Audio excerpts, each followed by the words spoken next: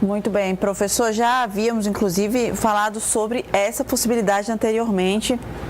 Aqui, quando se colocou em dúvida essa possibilidade, alguns juristas, inclusive, colocaram a possibilidade do próprio Moraes se declarar impedido de atuar nesse julgamento. Não foi isso que aconteceu, então teve a votação. E agora eu pergunto para o senhor o seguinte: caso a Corte tivesse aprovado o impedimento de Moraes nessa situação, quais seriam os riscos, na sua avaliação, para a sociedade, no campo jurídico falando mesmo, e para futuras situações, caso o julgamento tivesse tido outro resultado?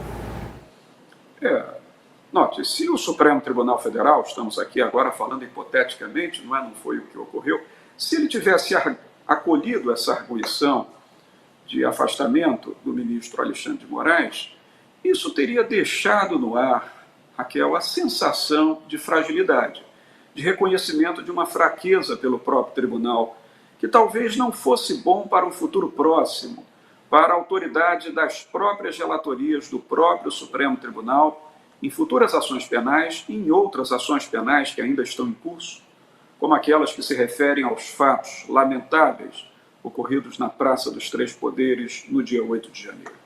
De maneira que, se tivesse sido essa a decisão do Supremo Tribunal Federal, nós teríamos tido uma fragilidade interior da Corte. Isso não aconteceu.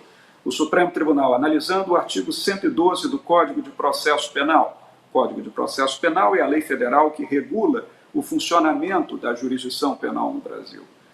E verificando o artigo 95 deste Código, que falam de suspeição e impedimento de magistrado, a Corte Suprema entendeu que não havia hipótese nem de suspeição nem de impedimento, garantiu a autoridade do ministro, ele segue relator e assim seguirá, para se preservar a competência do Supremo Tribunal Federal na forma da Constituição da República. Então, me parece que a decisão do tribunal foi uma decisão acertada. O que muitos juristas concederam foi a possibilidade, aí sim poderia ter acontecido, de o próprio ministro Alexandre de Moraes reconhecer-se numa condição de afastamento, por uma vontade própria do ministro. Mas isso também não ocorreu.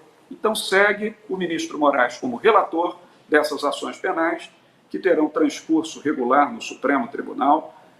As partes acusadas terão contraditório e ampla defesa a seu favor, que é uma garantia constitucional, até que o julgamento ocorra e venhamos todos a saber do veredito da Suprema Corte, se pela condenação ou se pela absolvição.